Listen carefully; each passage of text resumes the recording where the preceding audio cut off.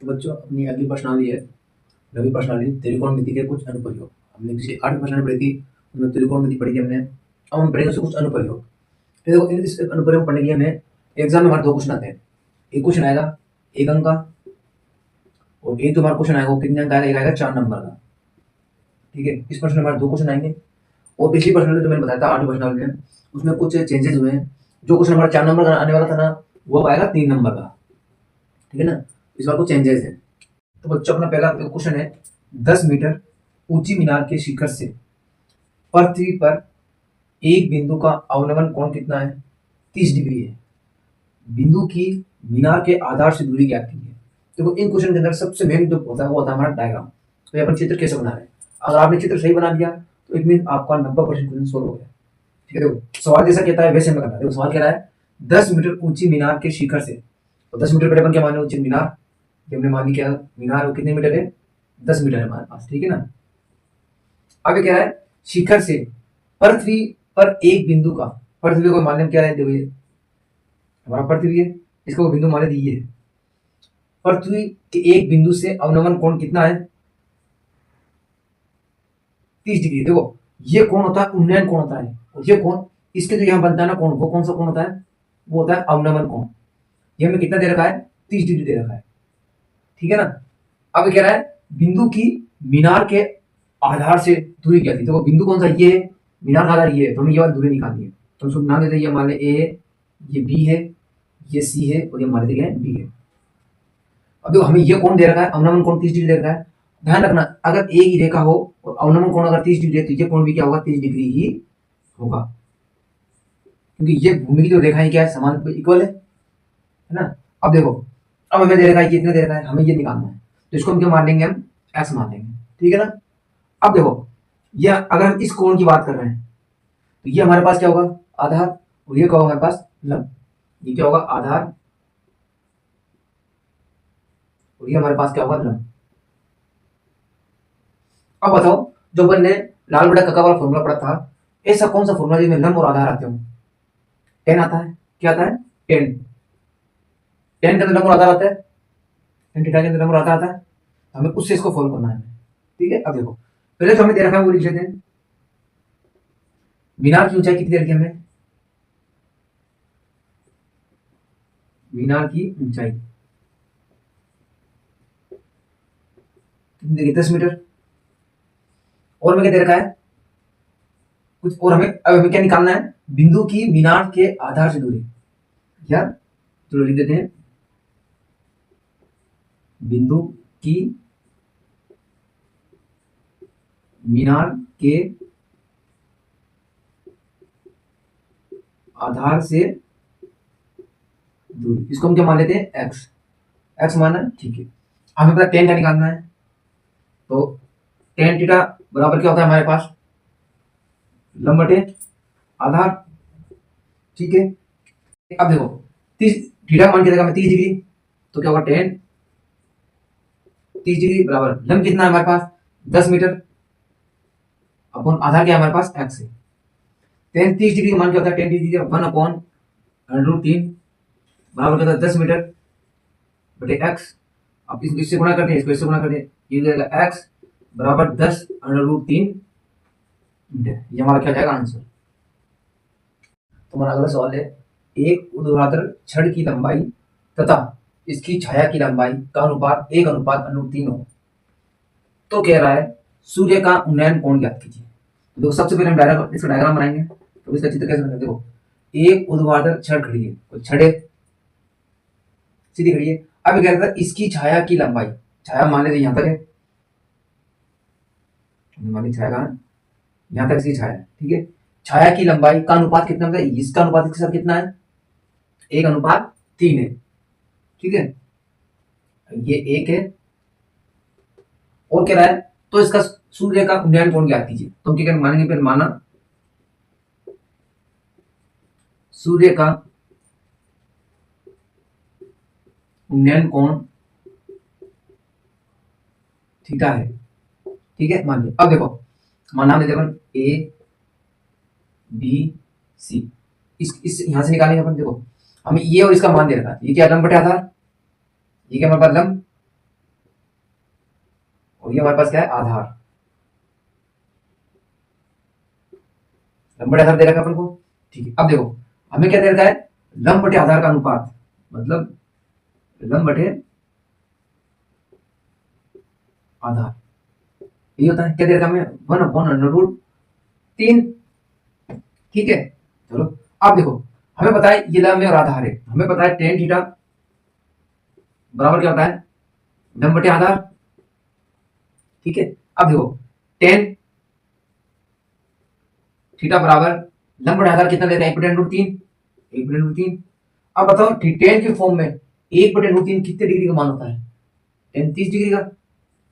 Tan theta बराबर ten 30 degree, ten से हम टेन काट देंगे तो थीटा बराबर क्या हो जाएगा, 30 डिग्री। तो क्या लिखेंगे, अतः क्या हो जाएगा, सूर्य का उन्नयन कोण 30 डिग्री है, सूर्य का उन्नयन कोण 30 डिग्री है।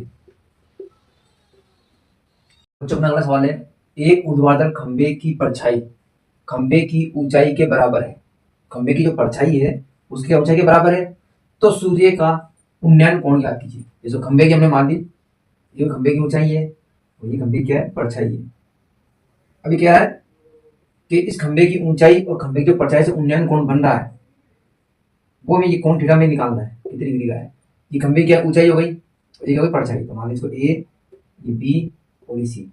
ऊंचाई और परछाई बराबर है तो हम इसको क्या मान लेंगे, इस ऊंचाई को x और इसको क्या मान लेंगे हम, परछाई को भी x। ठीक है, चलो हल करते हैं इसको, देखो सीधा हल कर देता हूँ, ठीक है ना।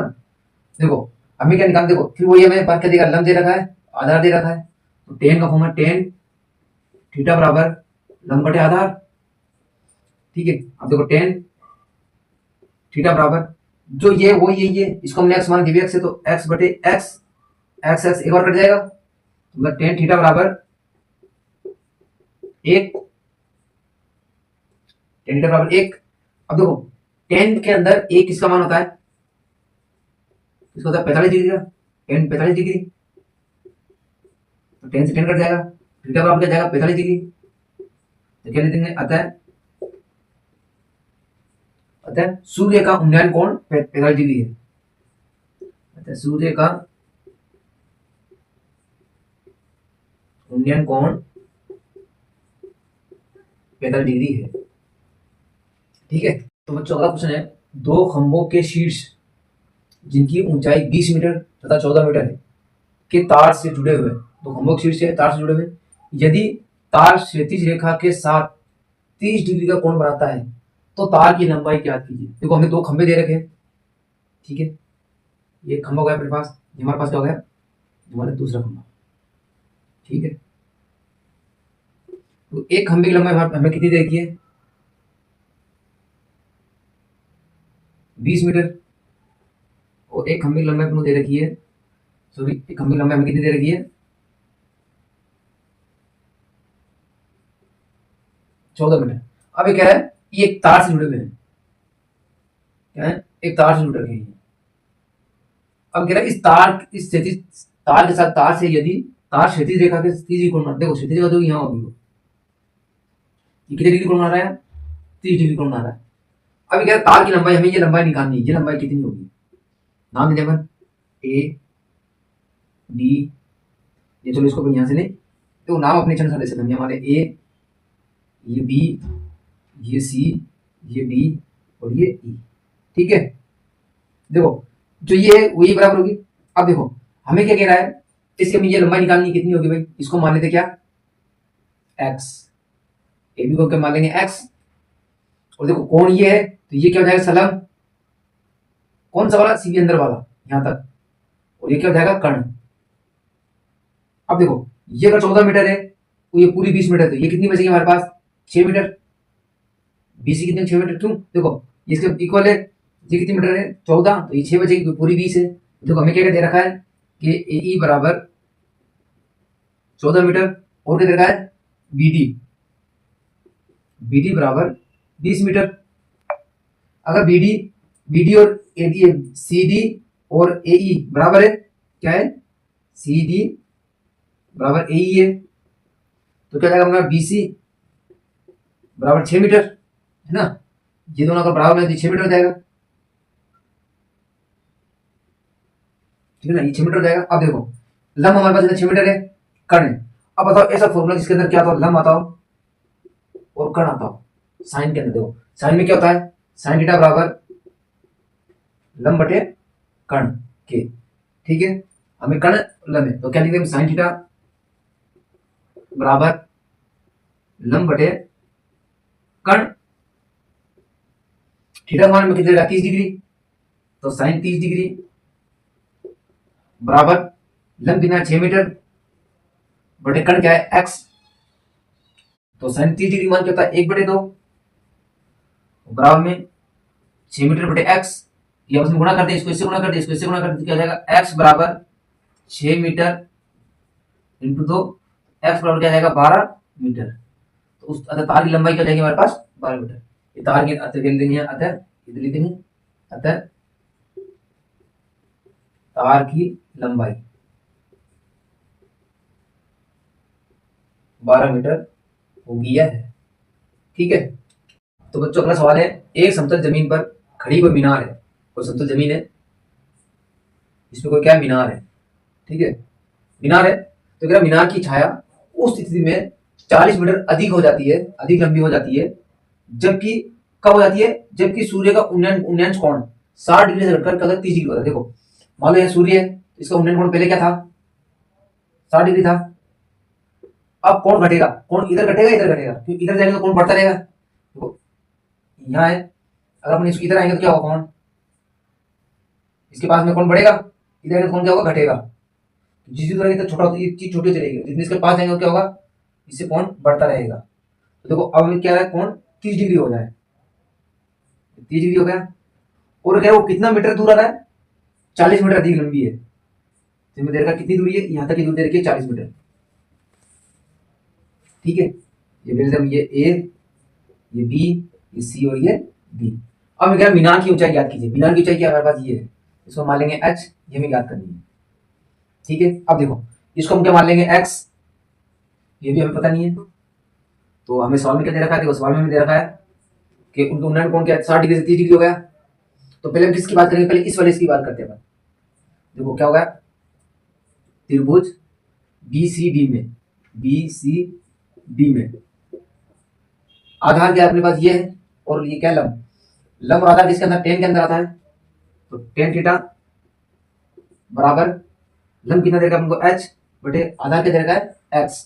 एक बार लिखते लंब को क्या लिखते हैं बी सी या सी डी बटे आधार बी सी, ठीक है। टेन थीटा, थीटा हमारे पास देगा 60 डिग्री, तो टेन 60 डिग्री बराबर सी डी एच बटे बी सी कितना होगा x, और टेन 60 डिग्री मान क्या होता है √3 बराबर h बटे x।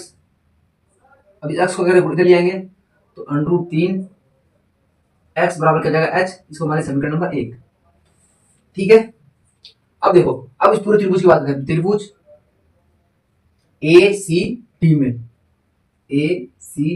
में, ठीक है। वही क्या होगा, ये लंब ये आधार, तो टेन थीटा बराबर क्या हो जाएगा, लंब कितना मेरे पास सी डी बटे आधार कितना है ए सी, ठीक है। चलो अभी देखो मान लो टेन थीटा, थीटा कितना 30 डिग्री, टेन 30 डिग्री बराबर लंब सी डी कितना है एच बटे आधार कितना, देखो आधार हमें देखा ए सी, देखो ये 40 है और ये क्या है एक्स है, तो क्या 40 प्लस एक्स, तो 40 प्लस एक्स मीटर लिख देंगे इसको, ठीक है। टेन 60 डिग्री मान कितना है 1/√3 बराबर एच बटे 40 प्लस एक्स मीटर, ठीक है। अब देखो इसको वैसे गुणा कर देंगे तो 40 प्लस एक्स मीटर बराबर √3 एच, समीकरण नंबर 2। अब देखो समीकरण 1 से h का मान अपन सभी इसमें समीकरण 2 में, समीकरण 1 से h का मान समीकरण 2 में रखने पर, समीकरण 2 में रखने पर देखो 40 मीटर प्लस एक्स बराबर √3 इंटू एच कितना है, √3x, √3x। अब देखो 40 मीटर प्लस एक्स बराबर √3 ये प्लस करेगा माइनस का, 40 मीटर बराबर 3x माइनस एक्स, 40 मीटर बराबर 2x, एक्स बराबर क्या हो जाएगा 20 मीटर। अभी x का मान को क्या रखेंगे समीकरण 1 में रखने पर, तो x का मान समीकरण 1 में रखने पर